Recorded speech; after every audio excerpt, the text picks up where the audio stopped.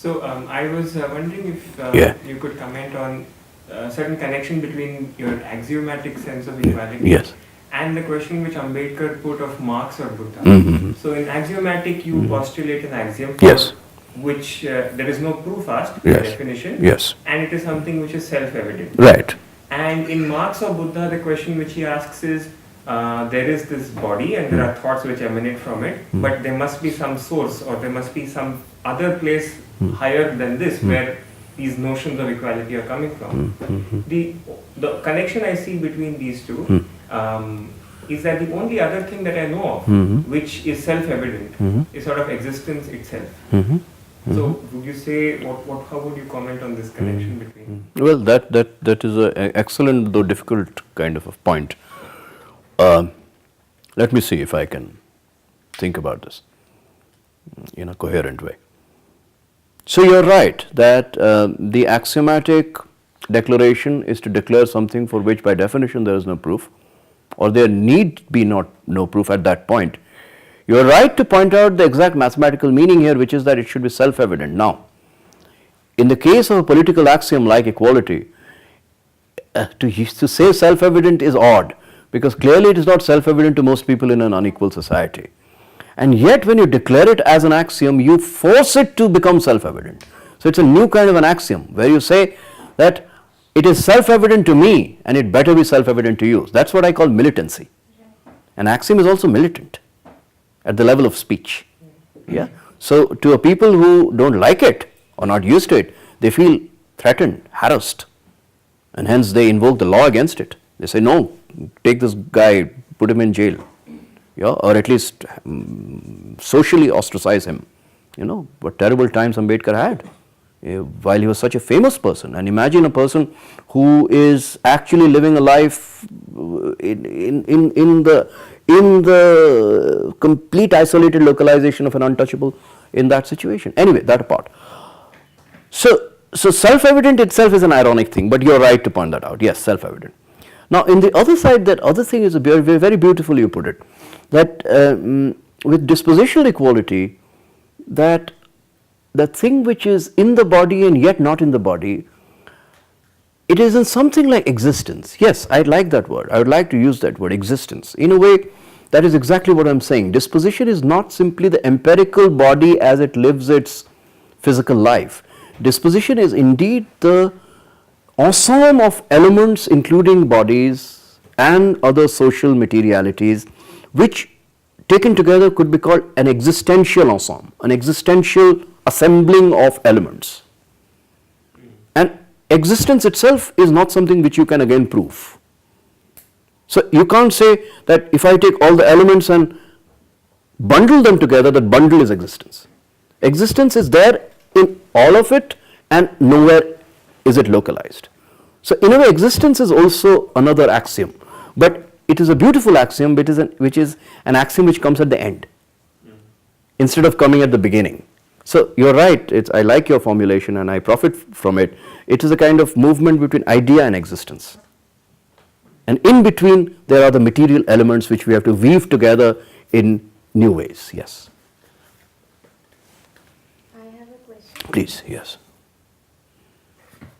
So I was wondering if we can talk about the value of an idea in a philosophical sense. Because we've been, so to all of us here today, I'm sure this idea of equality seems universal and axiomatic. It's an idea that we very naturally believe in. But yet it's an idea that did not occur naturally. Oh yes, right? yeah. So it did not occur naturally across history and geography. Absolutely, yes. And in many places it did arise, in some avatar, and then it lived some time, and maybe it died again, and then maybe it arose again. Quite right, yes. So, how does one sort of philosophically argue about the value of this idea? Because we've been saying that this is a great idea, right? But even though it may appear to us well self-evident, like we've been saying, but how does one argue about it? Yes. you're right to point this out that something like equality is not natural. Yeah. Yeah? But then that is the interesting thing about values, no? Values are also created. Human beings create values. There is nothing to say that life, if you want to use a basic term like life, itself has anything which is intrinsically a value. Life is what it is inevaluable. So Nietzsche, the great philosopher, would say that don't judge life. You can't judge life because life is not evaluable. You can't have an evaluation of life. You can have several evaluations which flow from life. Then you can have life evaluations in terms of properties of life, predicates again of life. Right. But life as such is not evaluable. But then the interesting point then is that life is then not life. How would you understand life? It would be something biological, yeah? It would be something organic, it would be something vital, it would be something genetic. All of these can be evaluated according to some chosen parameters. But when you say simply life and clearly that life is not evaluable, then you are not really saying life, you are saying something even more, so use your word, it's something like existence. Right. Someone would say, a philosopher would say being. Yes. Yeah. So life is the same as is equal to being. So if I went back there, I would write life equal to being. But if I write life equal to being, then actually what I have done is totally emptied out life and made life not into something which is changing and flowing and in which we create values, but something which is purely neutral, which is a kind of neutral ontology or being, which is called named. Life becomes a name of being, or being becomes a name of life, whichever way you want to call it. It's a kind of base name, a basic name. And to that extent, there are no values there. Now, equality is exactly not that. Equality indeed is, to take up your very correct insight, it is something which is always in the middle. Exactly. Yeah, it is interruptive. Yeah. Yeah. So equality, to use a term which I like to use, again very close to the French philosopher I like so much, Alain Badiou, I also use this term. Equality is like an event. It occurs. Equality occurs. So it is not something which is natural. Absolutely correct. But precisely because it's not natural, it is indeed a creator of values, or it is a value, but a value which occurs, which is created in the middle. So always it is a value which is contested by other values, which are its own opposite values. But interesting thing is, equality in an axiomatic sense, when it arises in the middle, also has a kind of absolute claim. Because equality in the axiomatic sense cannot be relative. It cannot be relative to a cultural or an economic or a social or any other sort of parameter as an axiom. As an axiom, it has to be absolute. It has to be infinite. Yes, as an axiom it has to be absolute and infinite, but like you rightly pointed out, it's in the middle. Yes, it is in the middle. And Yeah. then therefore it does give rise to certain values, Yes. which again, like you rightly said, is going to be in contradiction with certain Other values. Yes. So Yes. this process, taking a step back, seems to be infinite. Well, yes, but it's a different kind of infinity from the infinity of the idea. It is infinite in the sense of foreseeably it is infinite. Yes. But the other idea, which is always in the middle, but absolute in its eventness, Yes. yeah, is an infinity closer to the true mathematical infinity, which is not a foreseeable infinity in which you keep counting and you can go on counting. But a mathematical infinity in the true sense of infinity, which is modern infinity, which is that there is a concept of infinity. So you see, the second infinity has no concept. It is just a counting infinity, which will just go on. But the first infinity, which is the idea in the axiomatic sense, has a concept of infinity. To that extent, analytically, I would say the middle infinity has a superior value than the other relatively. Yeah, you're right that this process will go on and things will change. And again, seesawing. Yeah. So I think what I'm having a little trouble understanding is Yeah. this, how does one assign values to like a certain Yes. mathematical value Yeah. or sort of Yeah. whatever you want to call it, how do you assign a value to an idea? Mm-hmm. So it's true, like you said again, now that there is this infinity about it, which seems closer to the mathematical infinity. Yeah. And it seems to be self-evident, and it seems to have this ring of rightness and truth to it. Well, rightness is not something I would, you are right to speak of truth, but truth can be extremely repulsive for, Okay, yeah. All right. So, but Because, the value of people to truth comes from power, comes from a situation of power, interest, stakes. And truth in itself, to some extent, has a certain kind of transcendence. It has a certain kind of belonging which is not simply reducible to the present stakes of a present system. Yeah. So, I'll attempt to sort of complete the question Sure. coherently. It's not completely clear. If No, I but yeah, have, but you're making sense. essentially, this interpolation between equality and its infinity to truth is not evident to me. That how can we say, as philosophers, how can we say that this is an idea with value? Because it seems to me, just again philosophically, that there may be so many ideas that have value. And how do I differentiate between them? Because maybe there are other ideas that have this apparent ring of truth and this seeming infinity attached to them.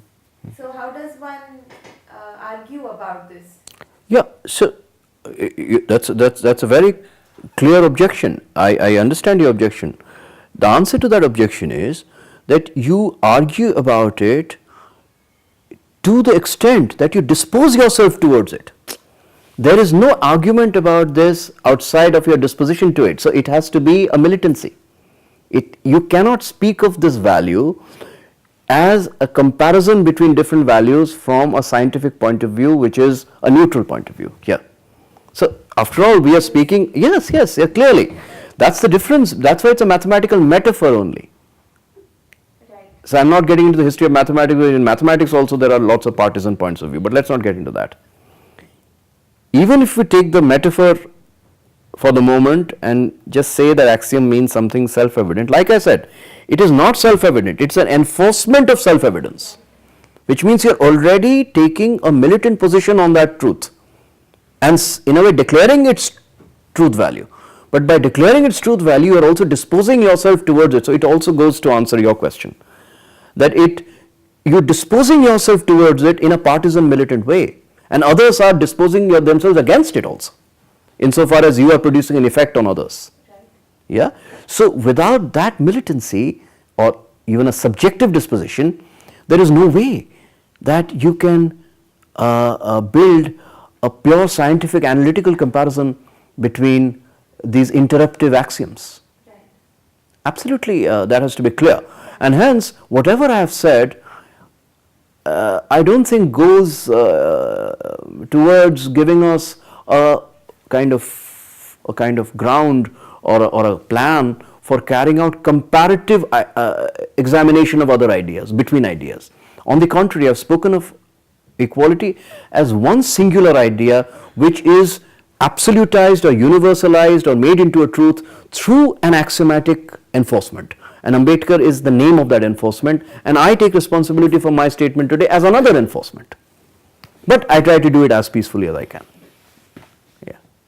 So, but that is the answer. You are right to point this out, because you are right, there are other values. So, for instance, when an event happens, no, equality is not something which comes in the abstract from the sky.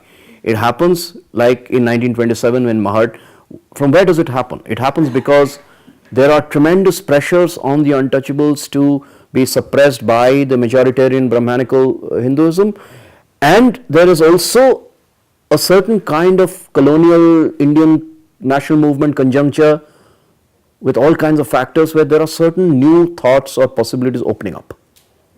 Ambedkar himself has got educated in the meantime in America and other places. So in that kind of a moment where there are several contradictory possibilities swimming around, someone tries out a new axiom, which Ambedkar does in Mahad. Yeah? So the event is not just purely in the speech. The speech in a way is the forcing open of the event into that declaration.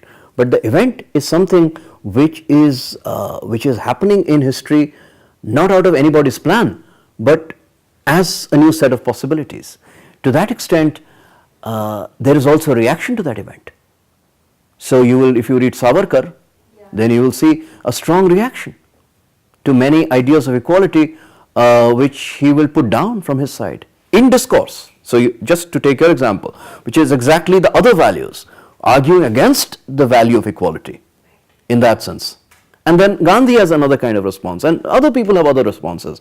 So many values are being created, but many values are being created in relation to some kind of a vague but still real event. So Yeah. I'm curious about whether philosophically Yes. one can argue about the difference between, let's say, Hitler's idea and Ambedkar's idea. Do we have a way to sort of credit one and discredit the other? Well, apart from the subjective enforcement, Yes, exactly. Yeah. there is. Predicatively, there surely is. Right. Predicatively, surely there Sure. are. Yeah. Good, yeah. Absolutely, there is. Right. And I didn't think of that. predicatively, there surely is, from different kinds of parameters that you're going to use, whether that be the survivability of a society based on Hitler's ideas and the survivability of a society based on Ambedkar's ideas. And you can see which one is going to survive. Yeah. And other ideas, if you, of course, you have to choose certain parameters. Yeah. Yeah. Right. For instance, if you choose a parameter which is very interesting both from the economic point of view and from the social welfareist point of view, which is, and psychological point of view, which is something like, let's say, happiness. Right. Happiness. Then you can ask yourself, and it's up to you, of course, to conduct that investigation, but you can ask yourself whether one is collectively and individually more happier, Right. or what kind of an idea of happiness does a fascist society Yeah. have, and what kind of an idea of happiness does a egalitarian society have. And then you can even ask, is there an idea of happiness in fascist society? Right. So one of the things that Ambedkar keeps saying, particularly in the last phase of dispositional equality, Buddha and his Dhamma, is that what we are really looking for is not salvation, but happiness. He is very clear. This disposition is a disposition of and to happiness. Now, Imparting some sort of a continuity to that event. yes, an event after all is also, it also produces a certain kind of enthusiasm. That's what he's saying, no, in Mahad. He's saying we are doing the thing which is putting us down, preventing us from drinking water from public tank, which is apart from everything else so insulting.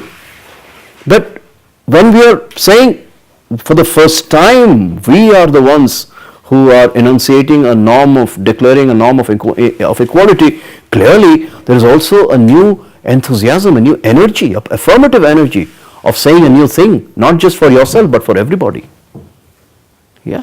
Now, in that sense, it is also an experiment with happiness.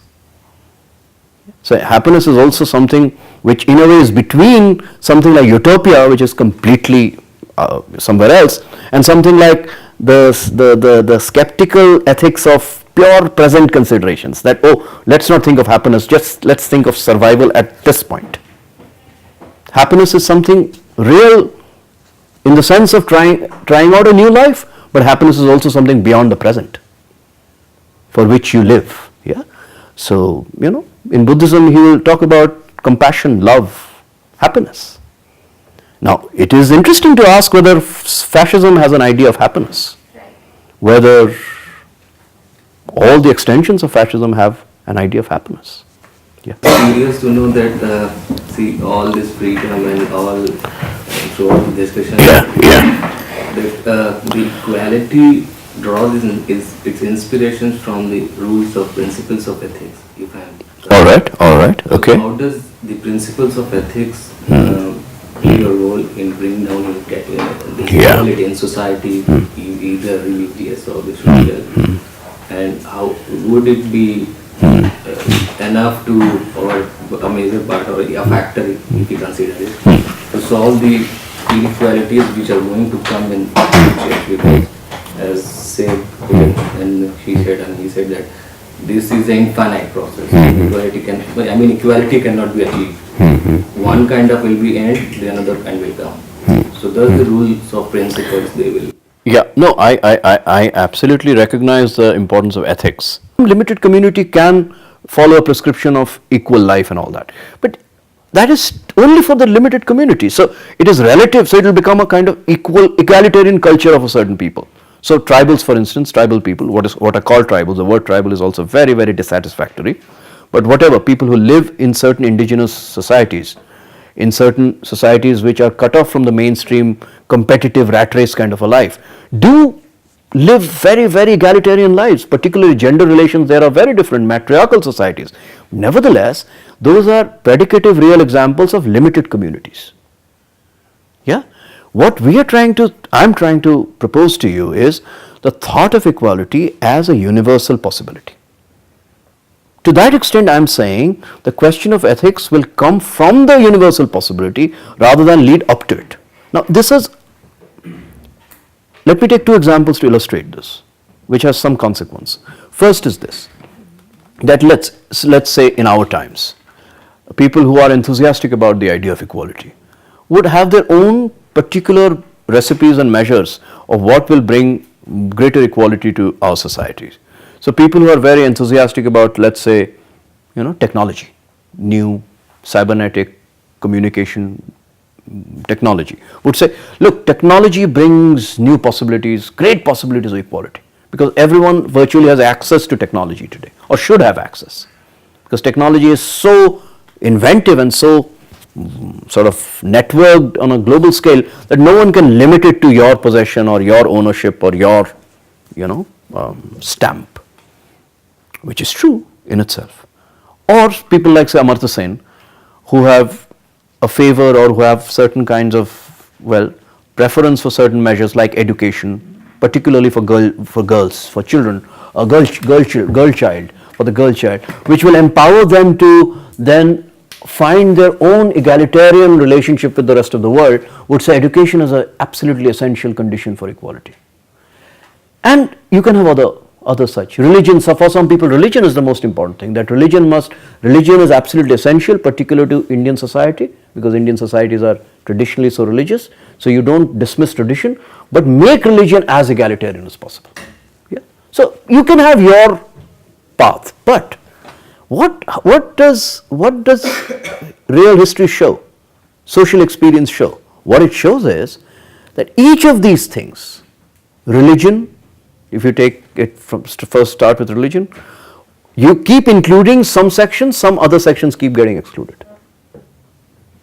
Yeah. So women can come in their menstrual period when they are said you are not allowed outside, but they have to be Indian women. If a foreigner comes, a foreign woman, then she is excluded from an ex-temple. So what was supposed to be a biological level of equality, that women menstruating is not any cause for discrimination, was apparently addressed by some temples at the level of that. But at some other level, which is a social, racial level, they keep discriminating. They say, no, it's okay for Indian women, but not for, some non-Indian. So at the predicative level, this infinity, like someone mentioned, keeps coming back. Infinity of possible discriminations, even if you keep increasing. Digital equality, what happens? Yeah, right, this digital equality, so much access for different people in different parts of the world which are highly marginalized have digital access. But it itself becomes a mark of exclusion when some people own a particular kind of a sovereignty almost over certain spaces on the internet. And that itself is something you keep solving, but it doesn't go away. Yeah, Education, which is apparently the most obvious example of egalitarian measure. What happens? What has happened in Haryana?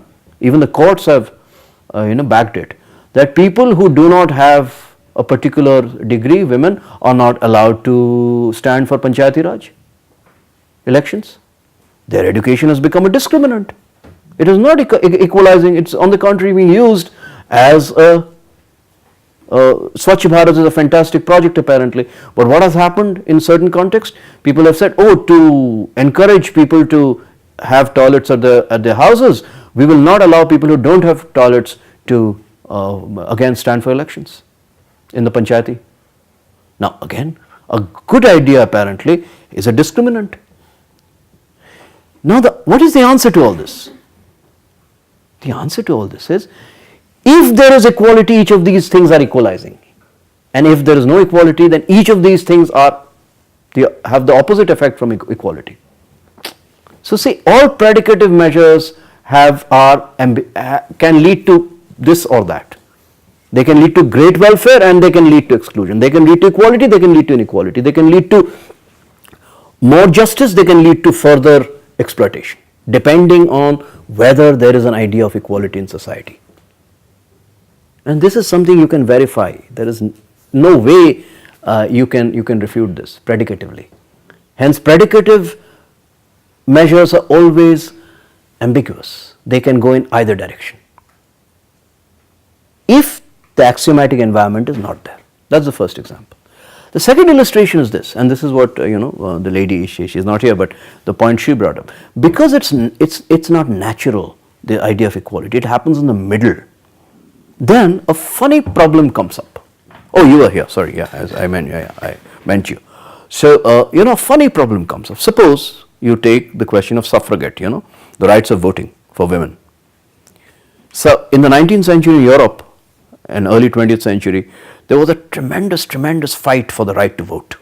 Women had to really fight. It was one of the most violent phases of modern European history, where women were tortured, put into jail, and also called mad. They were put into lunatic asylums for asking for voting rights within the great European constitutions of otherwise free, the great freedom and all that, equality, freedom. But women were not allowed to vote till early 20th century. In India, we had a great constitution because from the very beginning we have equal rights for citizens.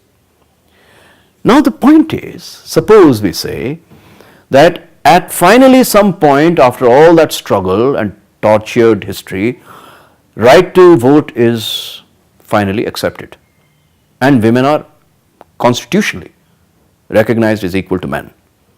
Now you would tell me whether women were not equal before. You have to think about it. Are you saying that women are equal from today, now that we have the rights of vote for everybody? It's just an example, there are other rights also, and milakar. So all the rights taken together, you have equal rights. Indian constitution, for instance, gives equal rights to women. So Indian women are equal from today. Now that is absurd. If women are equal today, they were always equal. If women are equal in India, they are equal everywhere else. But at the same time, it is true, like you pointed out, it is not as if naturally this is there forever. On the contrary, it only happens through a struggle at a point suddenly in the middle. But what happens is, when it happens in the middle, it holds true for everywhere and everywhere else and at every time. So there is a kind of retrospective truth here. So truth is not like the truth of nature, laws of nature, laws of Newton or whoever, that these are laws forever, eternal. Truth is indeed interruptive, middle, historical, but it is truth, because you can't say that it is only relative to now. You can't say, it makes no sense to say women are only equal since 20th century. If women are, so that's why I don't like, and I feel a little amused and irritated and quite depressed sometimes with this argument that in our times we shouldn't have these old old archaic practices. They were okay in the earlier times. If they are not okay now, they are never okay. So we should have the courage of saying that if we have independently thought of something new in the world, then that new holds for everywhere and everywhere else. To that extent, we must be universalist. But we must not be arrogant and stupid to say, oh, they are there in nature. They are there because God has, radiated them to us in some natural light. So we should have the contemporary finite courage of saying we have to take the risk of thinking it, but we have to have the infinite gambling power of saying this is the truth forever. That is the way I look at it. All right, okay.